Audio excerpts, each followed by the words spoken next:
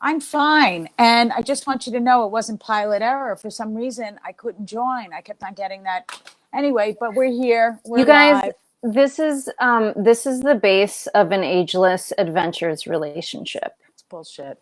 It is Bullshit. technology talk where whoever is younger, and by the way, I'm 35, which means I am not the youngest and I don't know the most about technology. But anyone older, you got to step by step. Okay, so this is the perfect energy to be talking about a pair of women that would be murderous. Like right now, Mm-hmm. murderous, cunning, crafty, creative, connected, complicit. Complicit. Yeah, sure. Because they're totally complicit on their, I mean, they take their secrets to the grave, literally. As Teddy said, do you have anybody that's going to bury the bones and keep the secret to the grave? So I think they're awesome. Christina Applegate and Linda, two by far, and Liz Feldman, hands down for that, the syncopated way they speak, the writing, the stories, and how and the cliffhangers. And I think those two are my favorite. And I like the dichotomy between the blonde and the brunette because I consider you a blonde. I consider myself a blonde as well, which is just denial. But I remember the moment that I realized I wasn't blonde. When? It was 7th grade math class. And the teacher was splitting the room to play a game. And he said, blondes over there, brunettes over there. And I went to the blonde side. And everyone looked at me like, what are you doing over here? But I was like, I'm blonde, you guys. And so in 7th grade, I realized my hair had darkened to the point of no longer. Wow. Don't you think that was a little racist of your teacher? It sounded very eugenics, aka Everything Hitler. everything about that is wrong. Horrible. Okay, blondes, because you're more valued in the society than the brunettes. Well, That's crazy. I don't think it was about volume. It was about splitting the room for teams. But okay, it's how about still like, what about the redheads? I don't know where they went. sure. Or you know, the ash colors, or you know, people with no hair if they had propecia or something. That's horrific. You know, why not split it A through J if your last name is A through J and then J through Z? Right. Anyway, but look how far we've advanced. Wow. We've come so far. No, not a problem in sight, actually. Yeah, no. Have you watched, I don't want to digress, but when you said that, I'm watching Man in the High Castle, and it's all about if the Nazis won the war, and they X out people that, you know, might have any Jew in them, which I would be killed. Anyway, but let's talk about, oh yeah, I know, shocking. Idea. And I used to ask the blonde girls that I grew up with, I go, if the Holocaust, and I was like in 5th grade because I was so aware of what was happening. I would say, if the Holocaust ever happened, would you hide me in your basement? And they were like, for how long? But let's talk about Christina Applegate and Linda Cardellini. Well, yeah. Ed Asner. Were you upset? I loved him. He played Abe, the old guy. Wait, I don't. Who? Ed Asner. He was Lou Grant on Mary Tyler Moore. Oh yeah, did he? Was it this year or a while ago? Wasn't it this year? Yeah, it was this year because she went into his room and she wanted to sleep in his room because she was homeless. Right. So he was, but he did. Is he in this Don't season? forget, becoming a pro member unlocks a 10-hour sound. Stop! Stop! Alexa! Alexa, cancel. Okay, this is fuck you, Alexa, and Jeff Bezos and Amazon. You're torturing me and you're robbing me with the. Hold on. Ask her when the actor died. No, he's still alive. Oh, I thought you said he died in the show. Duh. Okay. of course you did the show. That's an age differential because I could make fun of you and just go duh, which is what we did growing up. Yeah. But everybody in your generation, like the mask, the people that the fucking jerks that don't wear masks. Yeah, it was so sensitive. You offended me. That's not an age thing. The people not wearing masks is not an age difference. There's No. all ages of idiots. I know. But okay, let's get back to this show because I'm in it's that with the Amazon and the Alexa. Yeah. And Jeff Bezos firing people because they want to be protected, and then the price gouging and how all that crap is coming from China. That's what I say, Jeff Bezos. So this show allows for this kind of moment, I think, for women. I love that the show shows women's rage, Yes. shows female criminals. And, you know, I was thinking about this morning, how it's not necessarily that these women set out to be criminals. They found themselves in this moment where they accidentally murdered someone, but then they flip into criminal when they start to decide, oh, well, I'm going to cover it up. Like, you know, the cover up is always the crime type of thing. But I love watching how that eats away, right, at them, but they're trying to compartmentalize, because it's a different kind. It's not a sociopath criminal where you're watching this person not feel anything about what they've done. Right. But you know what I love? How quickly they come to a solution and how quickly they are comfortable, like kind of comfortable. And they stick, you know, there's definitely breaks in the dam, so to speak, in terms of sticking to the story and the, you know, what they've created. Because I feel like you and I, if some shit like that went down, I would be like, okay, this is what I have planned. And you'd say, oh, but don't forget X, Y, and Z. I'm like, check.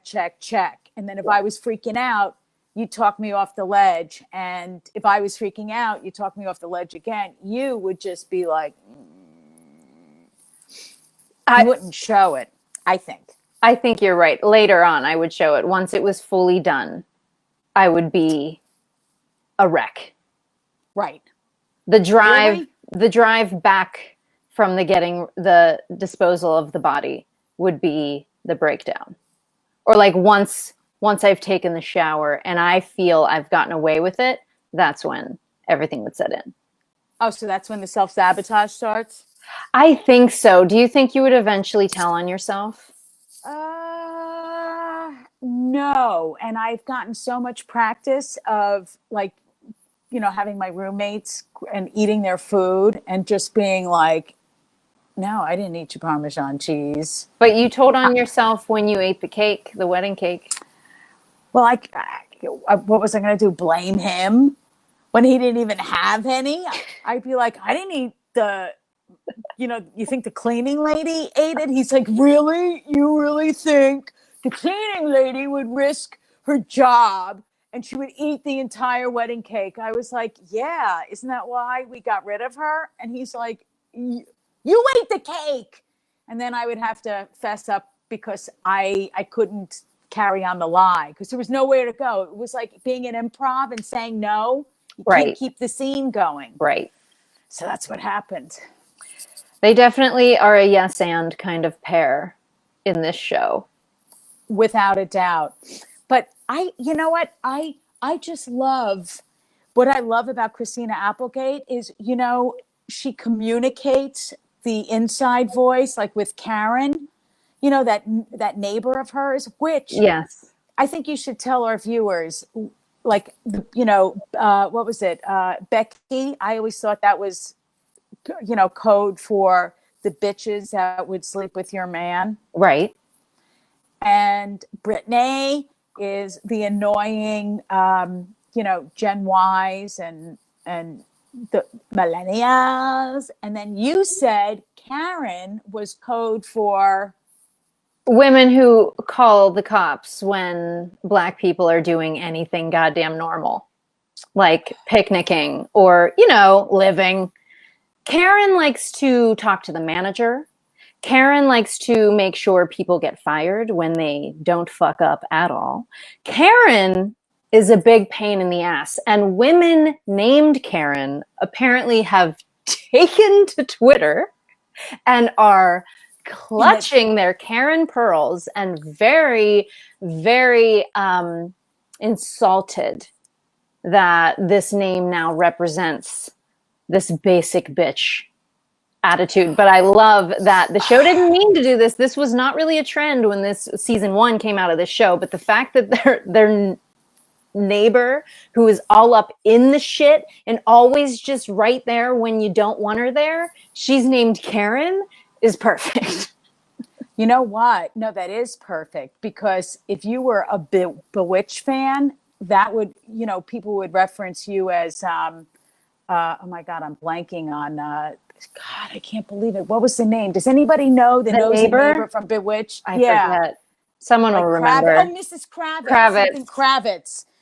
Stop being Mrs. Kravitz. I forget her first name. But you know what? I think the bitch in my building who told on me, because I live in a no dog building and I have a certified emotional support dog because I'm cray-cray. Yeah.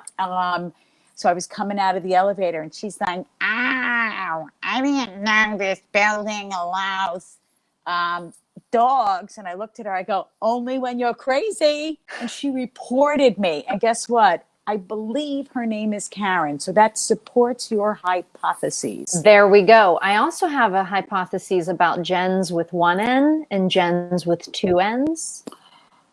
Jen Plotsky, both Jenn double N. Jenns with double N's are a little more, we still have an edge, and I understand that I'm prickly, but I'm a little more rounded than Jenns with one N's. And the character on the show named Jenn is a Jenn with one N. So she's like, Christina Applegate's character is like me, but before therapy. With like how, I still, my patience is not great, but I had zero for a very long time. And Jenns with one N's are very, like, I think sharper. Wait a second. Her own, and you think I'm like Judy Hale, positive and chirpy and positive and sweet? I didn't say anything about that. I was just saying the difference between the Jenns with one N and Jenn with two. And the character on the show has one N, which I think tracks with my opinion of Jenns with one N's. Okay. I thought you were claiming ownership of the archetype portrayed by Christina Applegate. And I would think you would be more of a mixture, of a hybrid. Yes, I'm very much a hybrid. I'm a hybrid of Grace and Frankie. I'm a hybrid of I think most of us are, right? Because they write the characters to be. Right. I'm like Laverne and Shirley. I think I'm Laverne. I'm Ethel. I'm Rhoda. You're Mary. You're definitely. With Mary and Rhoda, I think we're more like aligned with each. Less of a hybrid. Okay, so if we were marijuana or flower, I would be 3/4 indica and 1/4 sativa, where I always feel, in my humble opinion, and this is a compliment, you're 3/4 sativa and 1/4 indica. I would agree. Maybe even less of indica. Yeah. Okay, so maybe it would be an eighth. I just learned an eighth. An eighth is a half of a quarter. An eighth of an ounce. You'd think I've been smoking weed forever. But you're an eighth of indica, and whatever the rest of the pie is sativa. So what just happened? What just happened to you right there? Realizing what an eighth is compared to a quarter. My freshman year of college, I went to school for dance, for those who don't know. My math class was called the Mathematical Experience. So they were really challenging the dancers. And we started with fractions. We started with reviewing fractions. And I remember sitting there being like, this is perfect, because now I can buy weed with confidence. Bravo. I was like, this school just gets me. I'm so glad I'm getting my dance degree. They really understand what I need to function in this world. And I'm not going to get ripped off anymore because I'll call, That's what I'm call saying. Brent, Brent Shaw, the dealer / football star. That's awesome. That's awesome. Math, no bueno. I got everything I needed from that one semester. My mathematical experience was truly an experience that stayed with me for a lifetime. Bravo. Well, I'm glad you got something out of your education. I know.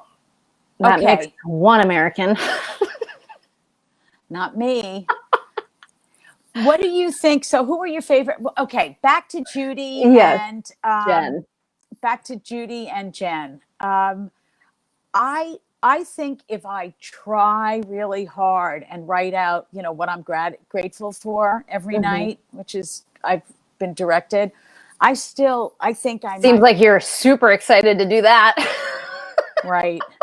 Because this is kicking my ass. I have to say, we got a delivery at 9:30 last night from Buttercup Bakery. We found that they deliver. And I even had a conversation because they were open till 10 o'clock. And I was like, do you deliver? He's like, where do you live? And I went, blah, blah, because I don't want to get stalked. And he said, oh, yeah. And I go, you know what? I really love your cupcakes because you use real butter. He goes, wouldn't think of using anything else. And I go, all right, let me just peruse the menu and I'll call you back. And he goes, what's your name? I go, Marla. He goes, looking forward to your call. And I'm like, looking forward to your cupcakes. Click. My grandmother, my mom's mom, used to walk out of a restaurant if they didn't have real butter. That would be her first question when she sat down. You serving margarine?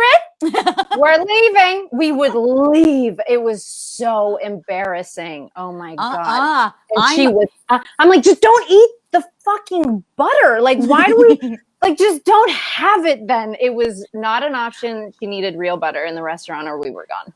I got to tell you, you know what? I mean, it makes me crazy. First of all, they got to use real butter. And they have to have half and half from a bottle or a carton. Don't give me those carcinogenic little things that you have to peel off and then they try and fool you. Oh no, this is real half and half. And I go, that's a teaspoon of half and half. And don't try and snow me because you're serving them cold. Because those things have a shelf life like Parmalat, that long. I can't. That shit tortures me. Belinda is helping you with your gratitude list. Nighttime delivery, cupcakes, real butter, great customer service. 4 things to be grateful for right there. Okay, and I'll ignore the fact that I just bought new jeans. Like I splurged on a really nice pair of jeans, and Mark is like, "Why are you splurging on jeans? You ain't going anywhere." Well, that's true too. Okay, let's wrap this up with your top 3 things you love about Dead to Me. Okay, Christina Applegate, Linda Cardellini, the plots, Liz Feldman's writing. Is that 4? That's 4. Can we do 5? Sure. 5. The brilliant acting. That's 5. Okay. Oh, wait. And the most important thing, I love the dynamic duo of Christina. I love women. I love chick crime shows. I know. That was 10. They're the best. It was somewhere between 5 and 25. You were great. You nailed it. Thank you. Okay, so I second all of that. That's my first one. Yep. I second everything you just said. Cheat. That's why you made me go first. No, I just saw an opportunity when it started to unfold. I love I love the anxiety that I feel during the show. And oftentimes I don't watch suspenseful shows because I get anxious very easily. So I'm not drawn to, gore or a lot of murder, even the, not psychotic. What am I trying to say? The Um, mental horror film. masturbation. No, I'm drawn very much towards that. When Anxiety. when it's a psychological thriller. Okay. But this show, I enjoy the ride. And I think it has to do with the writing, the way that I trust that the writers at the end of the day are always going to take care of you. Like they're always going to conclude it in certain ways. They're going to bring it. So I find myself really trusting the universe that they bring you into, the reality that they bring you into. Really? I'm not judging. I love that you feel like well, okay, I'm going to shut the fuck up. I agree. That was not a judgment because that was me going, what is she saying? And I was trying to interpret and I get it. Okay. So unlike the safety I feel when I share my opinions with you, I feel really safe watching these women be able to share their opinions with their partner in crime. So that's what I love. You know what? I love how you've just summed it all up in a very healthy, self-actualized way. Because you know what? This is me and I interrupted and just, I'm coming from a good place, but sometimes the message gets a little obfuscated. But I was like, but what about the cliffhanger? And I don't want to spoiler alert. But the cliffhanger, I was like, oh my God, are they okay? So, which I know they're going to be because it has to be a season 3, but Right. still. Assuming people can get back onto a set, but that's another story. Just as my acting career was fucking that's every artist's excuse now. Well, I was just about to make it, but then after 25 years of slogging at this shit, I got called to be a middle-aged New Jersey prostitute as opposed to a cop, TSA agent, and security guard, which that's which is what you play on TV. Yeah, and commercials. Alexa, cancel. You know what? And we're going to end on this. Alexa, cancel. I don't care. Oh my God. Alexa, cancel. John Crockett. Okay. Proposal was oddly familiar. Alexa, stop. Here's the thing. Fuck you, Jeff Bezos. If you and I ever have to hide a body, your robots are going to tell on us. You think? I think our robots they're spying on us because you know what they do? They interrupt our conversations. Okay, I have my robots are on set. They're not listening all the time. First of all, I don't have any Amazon robot products or Google. What do you? Siri is my one and only bitch, and she's not even listening to me all the time. I have her on off. I will call you if I need you. Thank you very much. Do I was talking to somebody and my Siri watch started talking to me. Well, that's because you have it to be listening for something like Siri so that it wakes up when you say that. I think it says Sirius, and it was like, I'm cool as a cucumber. And I don't know. It just freaks me out. That's all. It freaks me out. All right, you guys. So did they have fun? Did anybody have fun? People are having a lot of fun. Okay. I can't see. So, I'm sensitive. I take things personally. I'm still a work in process. As we all are. And our favorite women, other than ourselves, obviously, Judy and Jenn, are also works in processes. Love ya, bitch. You guys subscribe to our YouTube channel. Come back next Wednesday, noon-ish, when we go live. We love you. Share it with your friends. Bye. Peace out. Bye.